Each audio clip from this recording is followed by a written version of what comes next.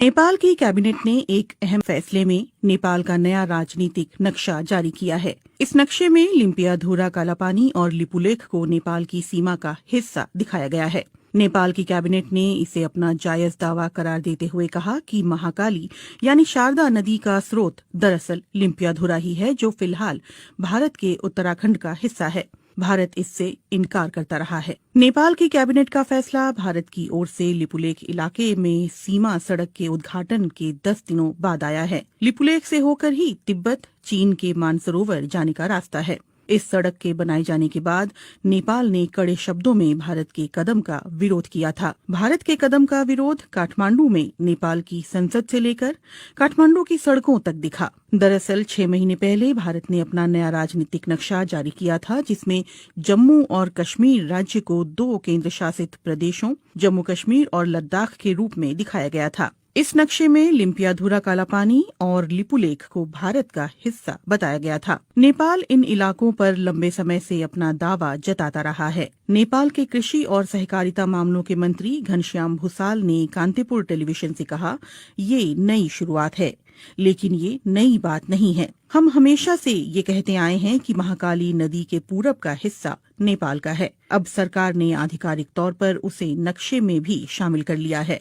हालांकि घनश्याम भूसाल ने ये भी कहा है कि इस मसले पर आधिकारिक हल के लिए भारत के साथ कूटनीतिक बातचीत जारी रहेगी। माना जा रहा है कि दोनों देशों के बीच विदेश सचिव स्तर की बातचीत कोविड-19 संकट के खत्म होने के बाद हो सकती है। सोमवार को हुए नेपाली कैबिनेट के फैसले के बाद माना जा रहा है कि नेपाल की सरकार अपने अधिकारियों और स्थानीय निकायों को सरकारी दफ्तरों में इस नए नक्शे के इस्तेमाल के लिए कहेगी। इस नक्शे को शैक्षणिक संस्थानों में भी पढ़ाया जाएगा और दूसरे साझेदारों के साथ शेयर किया जाएगा। कालापानी और गुंजी के रास्ते लिपुलेख तक नई सड़क के उद्घाटन के भारत के एकतरफा फैसले के बाद नेपाल ने कालापानी और लिपुलेख क्षेत्रों पर अपने पुराने दावों को फिर दोहराया और काठमांडू में भारत के राजदूत और भारतीय विदेश मंत्रालय को नेपाल की चिंताओं से अवगत कराया था। इससे पहले नेपाल ने कहा था कि भारत ने जिस सड़क का निर्माण उसकी जमीन पर किया है, वो जमीन भारत को लीज पर तो दी जा सकती है, लेकिन उस पर दावा नहीं छोड़ा जा सकता। बुधवार को लिपुलेख विवाद पर नेपाल के प्रधानमंत्री केपी शर्मा ओली ने एक सर्वदलीय बैठक बुलाई थी, जिसमें पूर्व प्रधानमंत्रियों ने भी हिस्सा लिया था।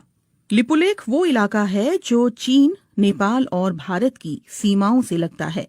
लिपुलेख में कथित अतिक्रमण के मुद्दे को लेकर नेपाल में भारत विरोधी प्रदर्शनों का सिलसिला भी जारी है। नेपाल के प्रधानमंत्री केपी शर्मा ओली की सरकार ने इस सिलसिले में भारत के समक्ष लिपुलेख इलाके पर नेपाल के दावे को दोहराते हुए कड़े शब्दों में कूटनीतिक विरोध दर्ज कराया है। उत्तराखंड के धारचूला के पूरब में महाकाली नदी के किनारे नेपाल का दारचूला जिला पड़ता है। महाकाली नदी नेपाल भारत की सीमा के तौर पर भी काम करती है। नेपाल सरकार का कहना है कि भारत ने उसके लिपुलेख इलाके में 22 किलोमीटर लंबी सड़क का निर्माण किया है। नेपाल ने पहले भी साल 2019 के नवंबर में भारत के समक्ष अपना विरोध जताया था। साल 2015 में जब चीन और भारत के बीच व्यापार और वाणिज्य को बढ़ावा देने के लिए समझौता हुआ था, तब भी नेपाल ने दोनों देशों के समक्ष आधिकारिक रूप से अपना विरोध दर्ज कराया था। भारत चीन के बीच हुए समझौते को लेकर नेपाल ने पहले भी साल 2019 के नवंबर में भारत के समक्ष अपना विरोध जताया था। साल 2015 में जब चीन और भारत के बीच व्यापार और वाणिज्य को बढ़ावा देने के लिए समझौता हुआ था, तब भी नेपाल ने दोनों देशों के समक्ष आधिकारिक रूप से अपना विरोध दर्ज कराया था। नेपाल का कहना है कि इस समझौते के लिए ना तो भारत ने और ना ही चीन ने उसे भरोसे में लिया, जबकि प्रस्तावित सड़क उसके इलाके से होकर गुजरने वाली थी। इस सप्ताह जब काठमांडू में भारत विरोधी प्रदर्शन अपने चरम पर थे, तो नेपाल ने बुधवार को एक और बड़ा फैसला किया। उसने पहली बार महाकाली नदी से लगे सीमावर्ती इलाके में आर्म्ड पुलिस फोर्स एपीएफ की एक टीम भेजी है। कालापानी से लगे छांगरू गांव में एपीएफ ने एक सीमा चौकी स्थापित की है। एपीएफ का ढांचा भारत के सशस्त्र सीमा बल और भारत तिब्बत सीमा पुलिस की तरह ही है। साल 1816 में हुई सुगौली की संधि पर दस्तखत के 204 साल बाद नेपाल ने आखिरकार 3 देशों की सीमा से लगने वाले अपने इस इलाके की सुरक्षा के लिए कदम उठाया है। 2 साल तक चले ब्रिटेन नेपाल युद्ध के बाद सुगौली की संधि हुई थी, जिसके तहत महाकाली नदी के पश्चिमी इलाके की जीती हुई जमीन पर नेपाल को अपना कब्जा छोड़ना पड़ा था। कालापानी विवाद के बाद इस सप्ताह लिपुलेख को लेकर काठमांडू में हुए विरोध प्रदर्शन और भारत नेपाल के कूटनीतिक घमासान से एक बार फिर दोनों देशों के संबंधों में खटास आ गई है। हालांकि विवाद के कुछ एक मुद्दों को छोड़ दें तो दोनों देशों के संबंध हाल के समय में तकरीबन मधुर ही रहे हैं। इसी महीने प्रधानमंत्री नरेंद्र मोदी और केपी शर्मा ओली ने कोविड-19 की महामारी के खिलाफ एकजुट रहने की प्रतिबद्धता जताई थी, लेकिन लिपुलेख में भारत के सड़क बनाने की घटना ने कई नेपालियों को नाराज कर दिया है।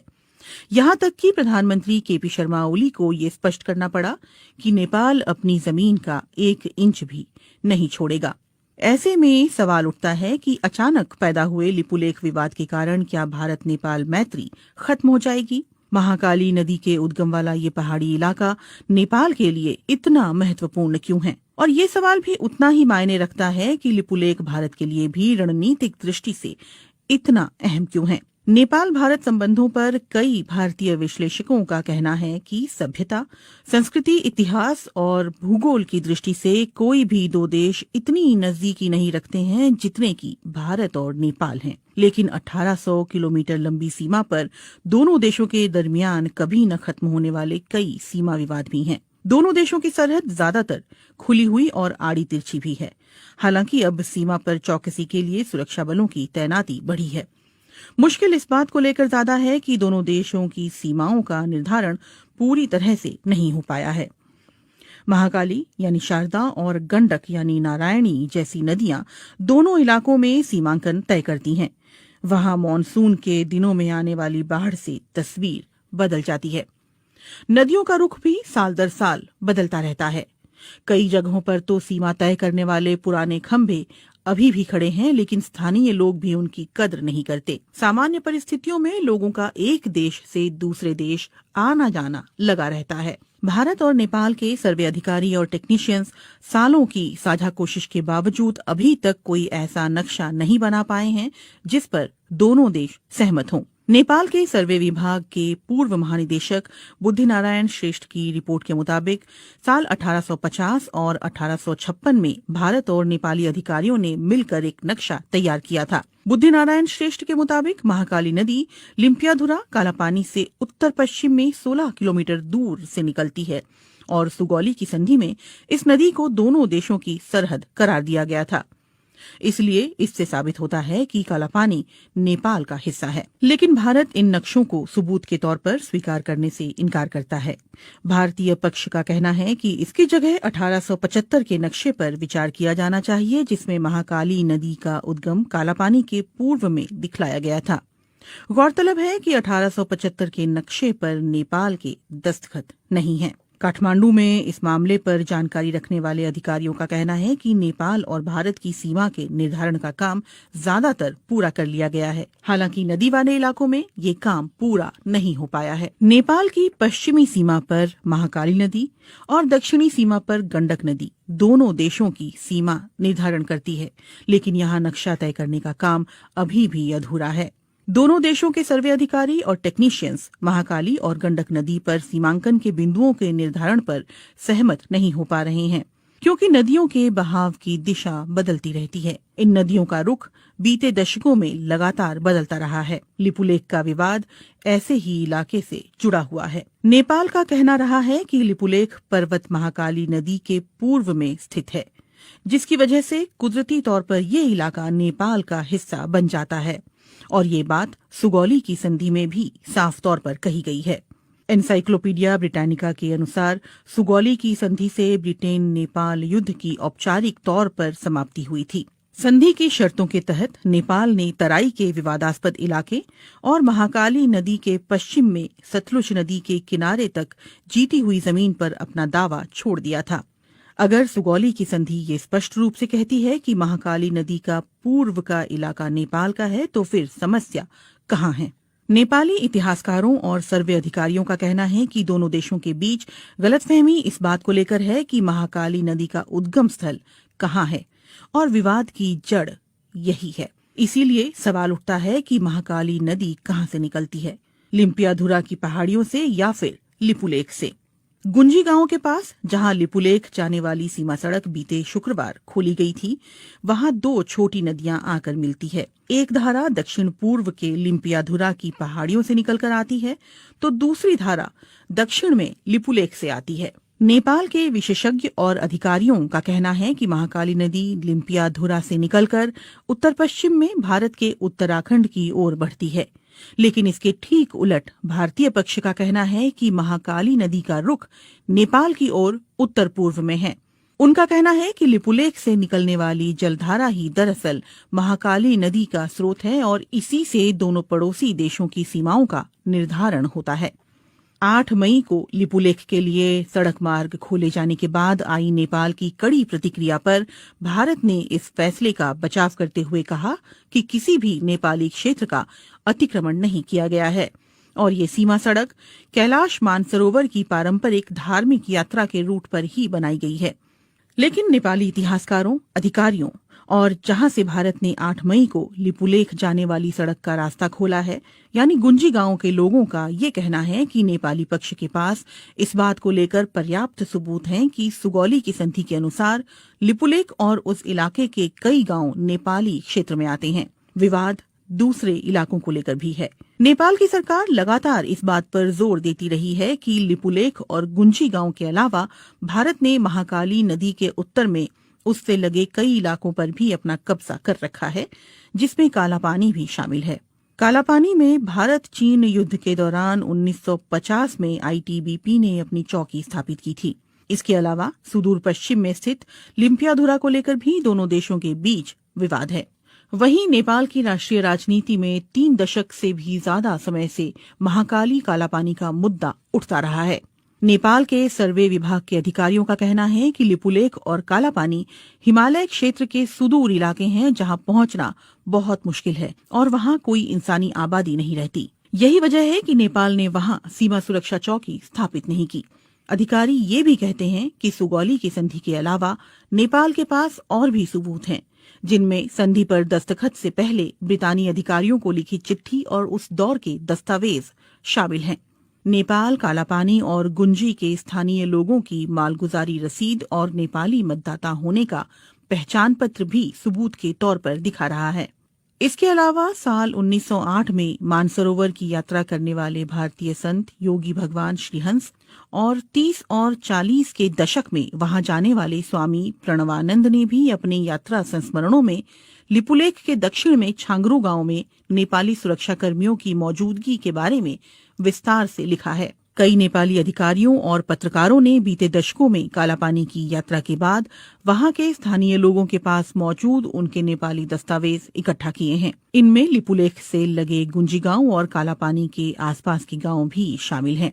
भारत नेपाल के दावे को खारिज करता रहा है। काठमांडू में भारतीय दूतावास और उसके विदेश मंत्रालय ने अपनी तरफ से माहौल शांत करने की कोशिश करते हुए कहा है कि दोनों देशों के विदेश सचिव स्तर की वार्ता में इन मुद्दों पर बात की जाएगी। नेपाल में संसद से सड़क तक भारत विरोधी नारे गूंज रहे हैं और इसके बावजूद कालापानी और लिपुलेख को लेकर दोनों देशों के बीच छिड़ा विवाद सुलझता हुआ नहीं दिख रहा।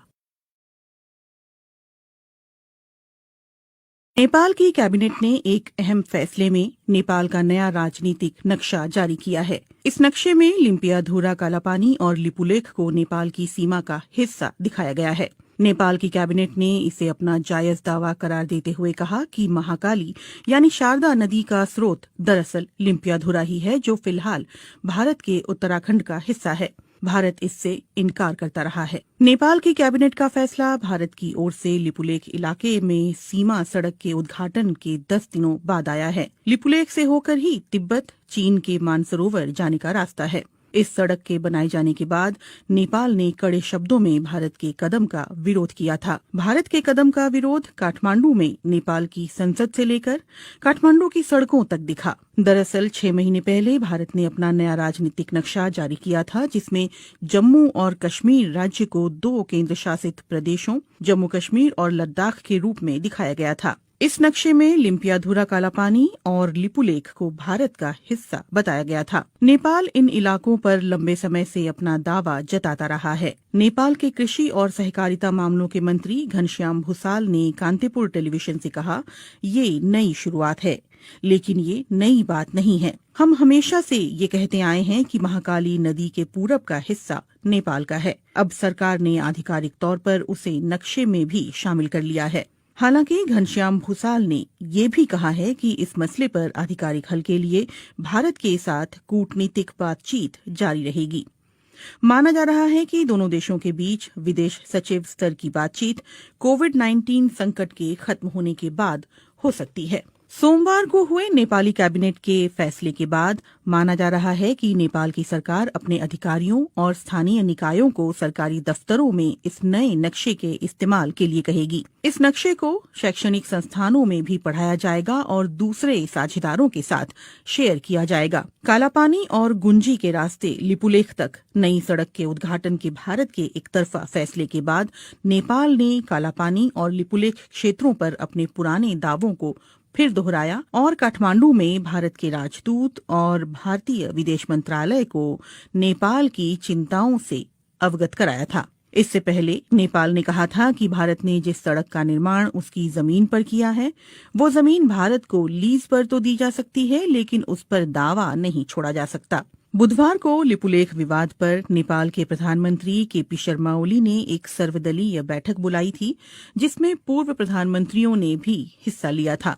लिपुलेख वो इलाका है जो चीन, नेपाल और भारत की सीमाओं से लगता है।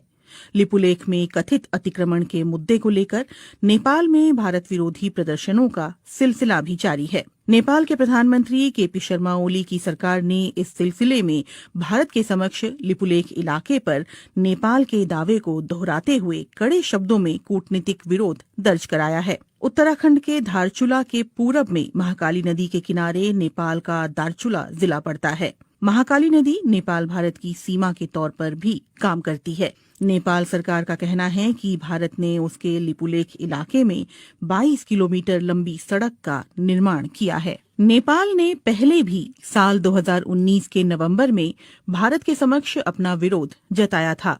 साल 2015 में जब चीन और भारत के बीच व्यापार और वाणिज्य को बढ़ावा देने के लिए समझौता हुआ था, तब भी नेपाल ने दोनों देशों के समक्ष आधिकारिक रूप से अपना विरोध दर्ज कराया था। भारत चीन के बीच हुए समझौते को लेकर नेपाल ने पहले भी साल 2019 के नवंबर में भारत के समक्ष अपना विरोध जताया था। साल 2015 में जब चीन और भारत के बीच व्यापार और वाणिज्य को बढ़ावा देने के लिए समझौता हुआ था, तब भी नेपाल ने दोनों देशों के समक्ष आधिकारिक रूप से अपना विरोध दर्ज कराया था। नेपाल का कहना है कि इस समझौते के लिए ना तो भारत ने और ना ही चीन ने उसे भरोसे में लिया, जबकि प्रस्तावित सड़क उसके इलाके से होकर गुजरने वाली थी। इस सप्ताह जब काठमांडू में भारत विरोधी प्रदर्शन अपने चरम पर थे, तो नेपाल ने बुधवार को एक और बड़ा फैसला किया। उसने पहली बार महाकाली नदी से लगे सीमावर्ती इलाके में आर्म्ड पुलिस फोर्स एपीएफ की एक टीम भेजी है। कालापानी से लगे छांगरू गांव में एपीएफ ने एक सीमा चौकी स्थापित की है। एपीएफ का ढांचा भारत के सशस्त्र सीमा बल और भारत तिब्बत सीमा पुलिस की तरह ही है। साल 1816 में हुई सुगौली की संधि पर दस्तखत के 204 साल बाद नेपाल ने आखिरकार 3 देशों की सीमा से लगने वाले अपने इस इलाके की सुरक्षा के लिए कदम उठाया है। 2 साल तक चले ब्रिटेन नेपाल युद्ध के बाद सुगौली की संधि हुई थी, जिसके तहत महाकाली नदी के पश्चिमी इलाके की जीती हुई जमीन पर नेपाल को अपना कब्जा छोड़ना पड़ा था। कालापानी विवाद के बाद इस सप्ताह लिपुलेख को लेकर काठमांडू में हुए विरोध प्रदर्शन और भारत नेपाल के कूटनीतिक घमासान से एक बार फिर दोनों देशों के संबंधों में खटास आ गई है। हालांकि विवाद के कुछ एक मुद्दों को छोड़ दें तो दोनों देशों के संबंध हाल के समय में तकरीबन मधुर ही रहे हैं। इसी महीने प्रधानमंत्री नरेंद्र मोदी और केपी शर्मा ओली ने कोविड-19 की महामारी के खिलाफ एकजुट रहने की प्रतिबद्धता जताई थी। लेकिन लिपुलेख में भारत के सड़क बनाने की घटना ने कई नेपालियों को नाराज कर दिया है।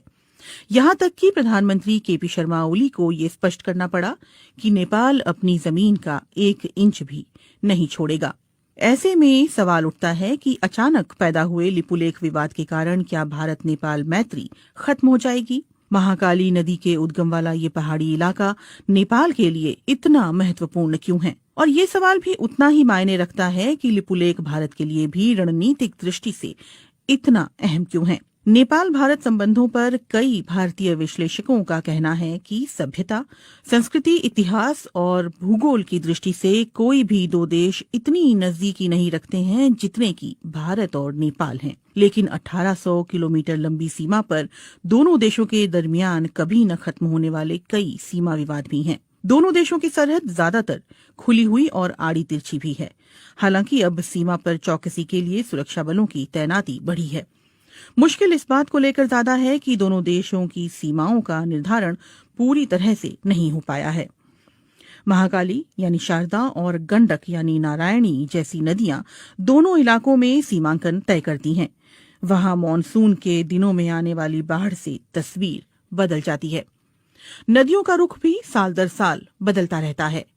कई जगहों पर तो सीमा तय करने वाले पुराने खंभे अभी भी खड़े हैं, लेकिन स्थानीय लोग भी उनकी कद्र नहीं करते। सामान्य परिस्थितियों में लोगों का एक देश से दूसरे देश आना जाना लगा रहता है। भारत और नेपाल के सर्वे अधिकारी और टेक्नीशियंस सालों की साझा कोशिश के बावजूद अभी तक कोई ऐसा नक्शा नहीं बना पाए हैं जिस पर दोनों देश सहमत हों। नेपाल के सर्वे विभाग के पूर्व महानिदेशक बुद्धिनारायण श्रेष्ठ की रिपोर्ट के मुताबिक साल 1850 और 1856 में भारत और नेपाली अधिकारियों ने मिलकर एक नक्शा तैयार किया था। बुद्धिनारायण श्रेष्ठ के मुताबिक महाकाली नदी लिम्पियाधुरा कालापानी से उत्तर पश्चिम में 16 किलोमीटर दूर से निकलती है और सुगौली की संधि में इस नदी को दोनों देशों की सरहद करार दिया गया था।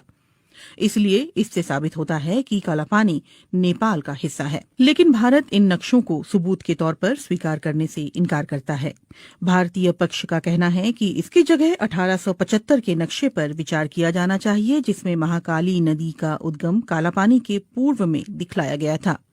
गौरतलब है कि 1875 के नक्शे पर नेपाल के दस्तखत नहीं हैं। काठमांडू में इस मामले पर जानकारी रखने वाले अधिकारियों का कहना है कि नेपाल और भारत की सीमा के निर्धारण का काम ज्यादातर पूरा कर लिया गया है। हालांकि नदी वाले इलाकों में ये काम पूरा नहीं हो पाया है। नेपाल की पश्चिमी सीमा पर महाकाली नदी और दक्षिणी सीमा पर गंडक नदी दोनों देशों की सीमा निर्धारण करती है, लेकिन यहाँ नक्शा तय करने का काम अभी भी अधूरा है।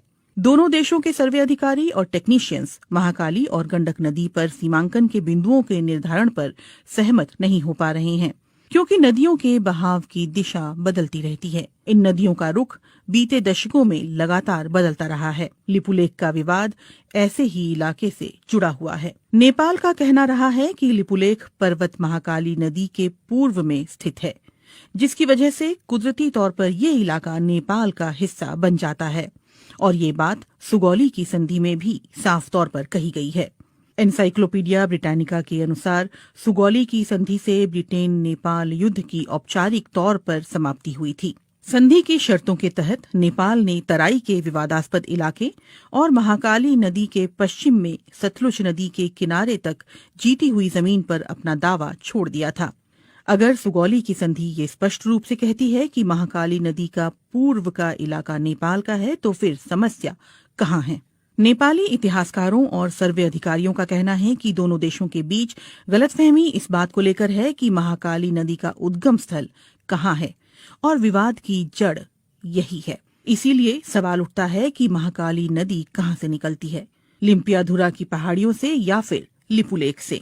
गुंजी गांव के पास जहां लिपुलेख जाने वाली सीमा सड़क बीते शुक्रवार खोली गई थी, वहां 2 छोटी नदियां आकर मिलती है। एक धारा दक्षिण पूर्व के लिम्पियाधुरा की पहाड़ियों से निकलकर आती है, तो दूसरी धारा दक्षिण में लिपुलेख से आती है। नेपाल के विशेषज्ञ और अधिकारियों का कहना है कि महाकाली नदी लिम्पियाधुरा से निकलकर उत्तर पश्चिम में भारत के उत्तराखंड की ओर बढ़ती है, लेकिन इसके ठीक उलट भारतीय पक्ष का कहना है कि महाकाली नदी का रुख नेपाल की ओर उत्तर पूर्व में है।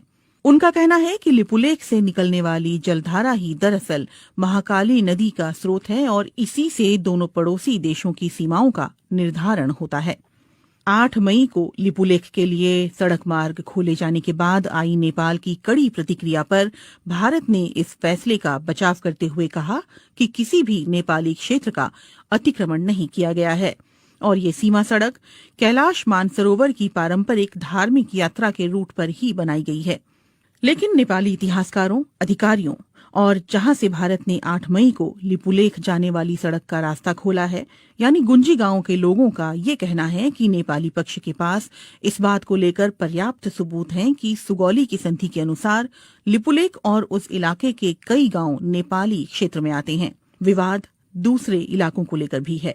नेपाल की सरकार लगातार इस बात पर जोर देती रही है कि लिपुलेख और गुंजी गांव के अलावा भारत ने महाकाली नदी के उत्तर में उससे लगे कई इलाकों पर भी अपना कब्जा कर रखा है, जिसमें कालापानी भी शामिल है। कालापानी में भारत चीन युद्ध के दौरान 1950 में आईटीबीपी ने अपनी चौकी स्थापित की थी। इसके अलावा सुदूर पश्चिम में स्थित लिम्पियाधुरा को लेकर भी दोनों देशों के बीच विवाद है। वहीं नेपाल की राष्ट्रीय राजनीति में 3 दशक से भी ज्यादा समय से महाकाली कालापानी का मुद्दा उठता रहा है। नेपाल के सर्वे विभाग के अधिकारियों का कहना है कि लिपुलेख और कालापानी हिमालय क्षेत्र के सुदूर इलाके हैं जहां पहुंचना बहुत मुश्किल है और वहां कोई इंसानी आबादी नहीं रहती। यही वजह है कि नेपाल ने वहां सीमा सुरक्षा चौकी स्थापित नहीं की। अधिकारी ये भी कहते हैं कि सुगौली की संधि के अलावा नेपाल के पास और भी सबूत हैं, जिनमें संधि पर दस्तखत से पहले ब्रितानी अधिकारियों को लिखी चिट्ठी और उस दौर के दस्तावेज शामिल हैं। नेपाल कालापानी और गुंजी के स्थानीय लोगों की मालगुजारी रसीद और नेपाली मतदाता होने का पहचान पत्र भी सबूत के तौर पर दिखा रहा है। इसके अलावा साल 1908 में मानसरोवर की यात्रा करने वाले भारतीय संत योगी भगवान श्रीहंस और 30 और 40 के दशक में वहां जाने वाले स्वामी प्रणवानंद ने भी अपने यात्रा संस्मरणों में लिपुलेख के दक्षिण में छांगरू गांव में नेपाली सुरक्षा कर्मियों की मौजूदगी के बारे में विस्तार से लिखा है। कई नेपाली अधिकारियों और पत्रकारों ने बीते दशकों में कालापानी की यात्रा के बाद वहां के स्थानीय लोगों के पास मौजूद उनके नेपाली दस्तावेज इकट्ठा किए हैं। इनमें लिपुलेख से लगे गुंजी गांव और कालापानी के आसपास के गांव भी शामिल हैं। भारत नेपाल के दावे को खारिज करता रहा है। काठमांडू में भारतीय दूतावास और उसके विदेश मंत्रालय ने अपनी तरफ से माहौल शांत करने की कोशिश करते हुए कहा है कि दोनों देशों के विदेश सचिव स्तर की वार्ता में इन मुद्दों पर बात की जाएगी। नेपाल में संसद से सड़क तक भारत विरोधी नारे गूंज रहे हैं और इसके बावजूद कालापानी और लिपुलेख को लेकर दोनों देशों के बीच छिड़ा विवाद सुलझता हुआ नहीं दिख रहा। नेपाल की कैबिनेट ने एक अहम फैसले में नेपाल का नया राजनीतिक नक्शा जारी किया है। इस नक्शे में लिम्पियाधुरा कालापानी और लिपुलेख को नेपाल की सीमा का हिस्सा दिखाया गया है। नेपाल की कैबिनेट ने इसे अपना जायज दावा करार देते हुए कहा कि महाकाली यानी शारदा नदी का स्रोत दरअसल लिम्पियाधुरा ही है, जो फिलहाल भारत के उत्तराखंड का हिस्सा है। भारत इससे इनकार करता रहा है। नेपाल की कैबिनेट का फैसला भारत की ओर से लिपुलेख इलाके में सीमा सड़क के उद्घाटन के 10 दिनों बाद आया है। लिपुलेख से होकर ही तिब्बत, चीन के मानसरोवर जाने का रास्ता है। इस सड़क के बनाए जाने के बाद नेपाल ने कड़े शब्दों में भारत के कदम का विरोध किया था। भारत के कदम का विरोध काठमांडू में नेपाल की संसद से लेकर काठमांडू की सड़कों तक दिखा। दरअसल 6 महीने पहले भारत ने अपना नया राजनीतिक नक्शा जारी किया था, जिसमें जम्मू और कश्मीर राज्य को 2 केंद्र शासित प्रदेशों जम्मू कश्मीर और लद्दाख के रूप में दिखाया गया था। इस नक्शे में लिम्पियाधुरा कालापानी और लिपुलेख को भारत का हिस्सा बताया गया था। नेपाल इन इलाकों पर लंबे समय से अपना दावा जताता रहा है। नेपाल के कृषि और सहकारिता मामलों के मंत्री घनश्याम भूसाल ने कांतिपुर टेलीविजन से कहा, ये नई शुरुआत है, लेकिन ये नई बात नहीं है। हम हमेशा से ये कहते आए हैं कि महाकाली नदी के पूरब का हिस्सा नेपाल का है। अब सरकार ने आधिकारिक तौर पर उसे नक्शे में भी शामिल कर लिया है। हालांकि घनश्याम भूसाल ने ये भी कहा है कि इस मसले पर आधिकारिक हल के लिए भारत के साथ कूटनीतिक बातचीत जारी रहेगी।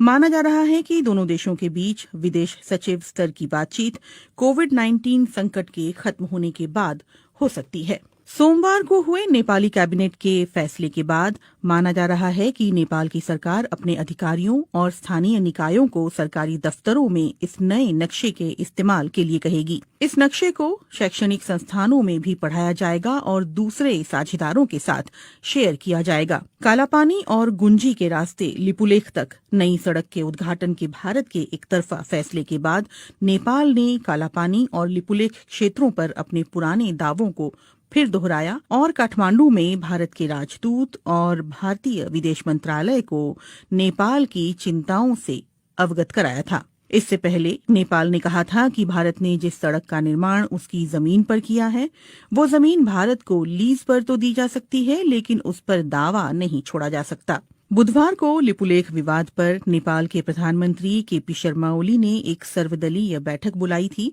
जिसमें पूर्व प्रधानमंत्रियों ने भी हिस्सा लिया था। लिपुलेख वो इलाका है जो चीन, नेपाल और भारत की सीमाओं से लगता है।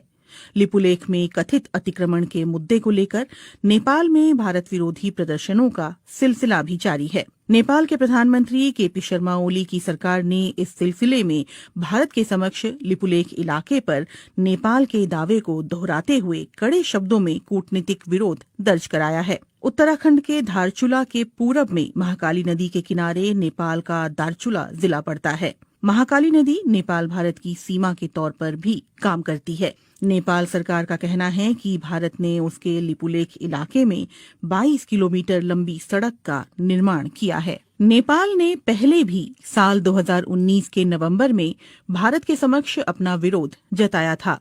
साल 2015 में जब चीन और भारत के बीच व्यापार और वाणिज्य को बढ़ावा देने के लिए समझौता हुआ था, तब भी नेपाल ने दोनों देशों के समक्ष आधिकारिक रूप से अपना विरोध दर्ज कराया था।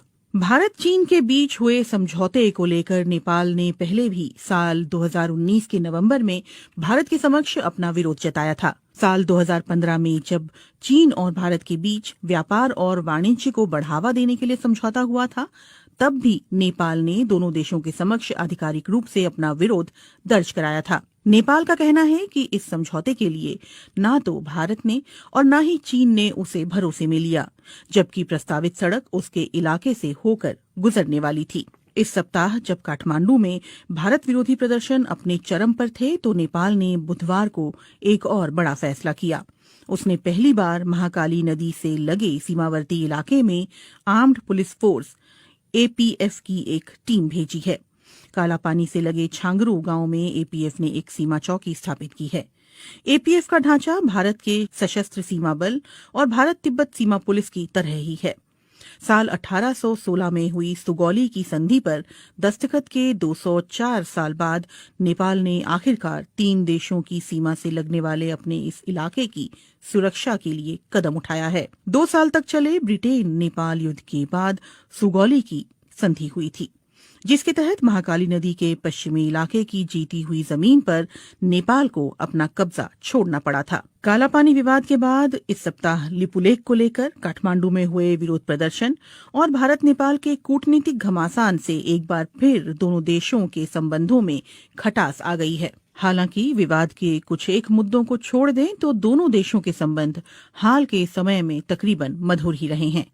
इसी महीने प्रधानमंत्री नरेंद्र मोदी और केपी शर्मा ओली ने कोविड-19 की महामारी के खिलाफ एकजुट रहने की प्रतिबद्धता जताई थी, लेकिन लिपुलेख में भारत के सड़क बनाने की घटना ने कई नेपालियों को नाराज कर दिया है। यहां तक कि प्रधानमंत्री केपी शर्मा ओली को ये स्पष्ट करना पड़ा कि नेपाल अपनी जमीन का 1 इंच भी नहीं छोड़ेगा। ऐसे में सवाल उठता है कि अचानक पैदा हुए लिपुलेख विवाद के कारण क्या भारत नेपाल मैत्री खत्म हो जाएगी? महाकाली नदी के उद्गम वाला ये पहाड़ी इलाका नेपाल के लिए इतना महत्वपूर्ण क्यों है? और ये सवाल भी उतना ही मायने रखता है कि लिपुलेख भारत के लिए भी रणनीतिक दृष्टि से इतना अहम क्यों है? नेपाल भारत संबंधों पर कई भारतीय विश्लेषकों का कहना है कि सभ्यता, संस्कृति, इतिहास और भूगोल की दृष्टि से कोई भी 2 देश इतनी नजदीकी नहीं रखते हैं जितने कि भारत और नेपाल हैं। लेकिन 1800 किलोमीटर लंबी सीमा पर दोनों देशों के दरमियान कभी न खत्म होने वाले कई सीमा विवाद भी हैं। दोनों देशों की सरहद ज्यादातर खुली हुई और आड़ी तिरछी भी है। हालांकि अब सीमा पर चौकसी के लिए सुरक्षा बलों की तैनाती बढ़ी है। मुश्किल इस बात को लेकर ज्यादा है कि दोनों देशों की सीमाओं का निर्धारण पूरी तरह से नहीं हो पाया है। महाकाली यानी शारदा और गंडक यानी नारायणी जैसी नदियां दोनों इलाकों में सीमांकन तय करती हैं। वहां मॉनसून के दिनों में आने वाली बाढ़ से तस्वीर बदल जाती है। नदियों का रुख भी साल दर साल बदलता रहता है। कई जगहों पर तो सीमा तय करने वाले पुराने खंभे अभी भी खड़े हैं, लेकिन स्थानीय लोग भी उनकी कद्र नहीं करते। सामान्य परिस्थितियों में लोगों का एक देश से दूसरे देश आना जाना लगा रहता है। भारत और नेपाल के सर्वे अधिकारी और टेक्नीशियंस सालों की साझा कोशिश के बावजूद अभी तक कोई ऐसा नक्शा नहीं बना पाए हैं जिस पर दोनों देश सहमत हों। नेपाल के सर्वे विभाग के पूर्व महानिदेशक बुद्धिनारायण श्रेष्ठ की रिपोर्ट के मुताबिक साल 1850 और 1856 में भारत और नेपाली अधिकारियों ने मिलकर एक नक्शा तैयार किया था। बुद्धिनारायण श्रेष्ठ के मुताबिक महाकाली नदी लिम्पियाधुरा कालापानी से उत्तर पश्चिम में 16 किलोमीटर दूर से निकलती है और सुगौली की संधि में इस नदी को दोनों देशों की सरहद करार दिया गया था। इसलिए इससे साबित होता है कि कालापानी नेपाल का हिस्सा है। लेकिन भारत इन नक्शों को सबूत के तौर पर स्वीकार करने से इनकार करता है। भारतीय पक्ष का कहना है कि इसकी जगह 1875 के नक्शे पर विचार किया जाना चाहिए, जिसमें महाकाली नदी का उद्गम कालापानी के पूर्व में दिखलाया गया था। गौरतलब है कि 1875 के नक्शे पर नेपाल के दस्तखत नहीं हैं। काठमांडू में इस मामले पर जानकारी रखने वाले अधिकारियों का कहना है कि नेपाल और भारत की सीमा के निर्धारण का काम ज्यादातर पूरा कर लिया गया है। हालांकि नदी वाले इलाकों में ये काम पूरा नहीं हो पाया है। नेपाल की पश्चिमी सीमा पर महाकाली नदी और दक्षिणी सीमा पर गंडक नदी दोनों देशों की सीमा निर्धारण करती है, लेकिन यहाँ नक्शा तय करने का काम अभी भी अधूरा है। दोनों देशों के सर्वे अधिकारी और टेक्नीशियंस महाकाली और गंडक नदी पर सीमांकन के बिंदुओं के निर्धारण पर सहमत नहीं हो पा रहे हैं, क्योंकि नदियों के बहाव की दिशा बदलती रहती है। इन नदियों का रुख बीते दशकों में लगातार बदलता रहा है। लिपुलेख का विवाद ऐसे ही इलाके से जुड़ा हुआ है। नेपाल का कहना रहा है कि लिपुलेख पर्वत महाकाली नदी के पूर्व में स्थित है, जिसकी वजह से कुदरती तौर पर ये इलाका नेपाल का हिस्सा बन जाता है, और ये बात सुगौली की संधि में भी साफ तौर पर कही गई है।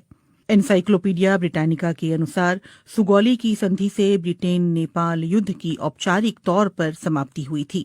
संधि की शर्तों के तहत नेपाल ने तराई के विवादास्पद इलाके और महाकाली नदी के पश्चिम में सतलुज नदी के किनारे तक जीती हुई जमीन पर अपना दावा छोड़ दिया था। अगर सुगौली की संधि ये स्पष्ट रूप से कहती है कि महाकाली नदी का पूर्व का इलाका नेपाल का है, तो फिर समस्या कहाँ है? नेपाली इतिहासकारों और सर्वे अधिकारियों का कहना है कि दोनों देशों के बीच गलतफहमी इस बात को लेकर है कि महाकाली नदी का उद्गम स्थल कहाँ है, और विवाद की जड़ यही है। इसीलिए सवाल उठता है कि महाकाली नदी कहाँ से निकलती है, लिम्पियाधुरा की पहाड़ियों से या फिर लिपुलेख से? गुंजी गांव के पास जहां लिपुलेख जाने वाली सीमा सड़क बीते शुक्रवार खोली गई थी, वहां दो छोटी नदियां आकर मिलती है। एक धारा दक्षिण पूर्व के लिम्पियाधुरा की पहाड़ियों से निकलकर आती है, तो दूसरी धारा दक्षिण में लिपुलेख से आती है। नेपाल के विशेषज्ञ और अधिकारियों का कहना है कि महाकाली नदी लिम्पियाधुरा से निकलकर उत्तर पश्चिम में भारत के उत्तराखंड की ओर बढ़ती है, लेकिन इसके ठीक उलट भारतीय पक्ष का कहना है कि महाकाली नदी का रुख नेपाल की ओर उत्तर पूर्व में है। उनका कहना है कि लिपुलेख से निकलने वाली जलधारा ही दरअसल महाकाली नदी का स्रोत है और इसी से दोनों पड़ोसी देशों की सीमाओं का निर्धारण होता है। 8 मई को लिपुलेख के लिए सड़क मार्ग खोले जाने के बाद आई नेपाल की कड़ी प्रतिक्रिया पर भारत ने इस फैसले का बचाव करते हुए कहा कि किसी भी नेपाली क्षेत्र का अतिक्रमण नहीं किया गया है और ये सीमा सड़क कैलाश मानसरोवर की पारंपरिक धार्मिक यात्रा के रूट पर ही बनाई गई है। लेकिन नेपाली इतिहासकारों, अधिकारियों और जहां से भारत ने 8 मई को लिपुलेख जाने वाली सड़क का रास्ता खोला है, यानी गुंजी गांव के लोगों का ये कहना है कि नेपाली पक्ष के पास इस बात को लेकर पर्याप्त सबूत हैं कि सुगौली की संधि के अनुसार लिपुलेख और उस इलाके के कई गांव नेपाली क्षेत्र में आते हैं। विवाद दूसरे इलाकों को लेकर भी है। नेपाल की सरकार लगातार इस बात पर जोर देती रही है कि लिपुलेख और गुंजी गांव के अलावा भारत ने महाकाली नदी के उत्तर में उससे लगे कई इलाकों पर भी अपना कब्जा कर रखा है, जिसमें काला पानी भी शामिल है। काला पानी में भारत चीन युद्ध के दौरान 1950 में आईटीबीपी ने अपनी चौकी स्थापित की थी। इसके अलावा सुदूर पश्चिम में स्थित लिम्पियाधुरा को लेकर भी दोनों देशों के बीच विवाद है। वहीं नेपाल की राष्ट्रीय राजनीति में 3 दशक से भी ज्यादा समय से महाकाली कालापानी का मुद्दा उठता रहा है। नेपाल के सर्वे विभाग के अधिकारियों का कहना है कि लिपुलेख और कालापानी हिमालय क्षेत्र के सुदूर इलाके हैं, जहां पहुंचना बहुत मुश्किल है और वहां कोई इंसानी आबादी नहीं रहती। यही वजह है कि नेपाल ने वहां सीमा सुरक्षा चौकी स्थापित नहीं की। अधिकारी ये भी कहते हैं कि सुगौली की संधि के अलावा नेपाल के पास और भी सबूत हैं, जिनमें संधि पर दस्तखत से पहले ब्रितानी अधिकारियों को लिखी चिट्ठी और उस दौर के दस्तावेज शामिल हैं। नेपाल कालापानी और गुंजी के स्थानीय लोगों की मालगुजारी रसीद और नेपाली मतदाता होने का पहचान पत्र भी सबूत के तौर पर दिखा रहा है। इसके अलावा साल 1908 में मानसरोवर की यात्रा करने वाले भारतीय संत योगी भगवान श्रीहंस और 30 और 40 के दशक में वहां जाने वाले स्वामी प्रणवानंद ने भी अपने यात्रा संस्मरणों में लिपुलेख के दक्षिण में छांगरू गांव में नेपाली सुरक्षा कर्मियों की मौजूदगी के बारे में विस्तार से लिखा है। कई नेपाली अधिकारियों और पत्रकारों ने बीते दशकों में कालापानी की यात्रा के बाद वहां के स्थानीय लोगों के पास मौजूद उनके नेपाली दस्तावेज इकट्ठा किए हैं। इनमें लिपुलेख से लगे गुंजी गांव और कालापानी के आसपास के गांव भी शामिल हैं। भारत नेपाल के दावे को खारिज करता रहा है। काठमांडू में भारतीय दूतावास और उसके विदेश मंत्रालय ने अपनी तरफ से माहौल शांत करने की कोशिश करते हुए कहा है कि दोनों देशों के विदेश सचिव स्तर की वार्ता में इन मुद्दों पर बात की जाएगी। नेपाल में संसद से सड़क तक भारत विरोधी नारे गूंज रहे हैं और इसके बावजूद कालापानी और लिपुलेख को लेकर दोनों देशों के बीच छिड़ा विवाद सुलझता हुआ नहीं दिख रहा।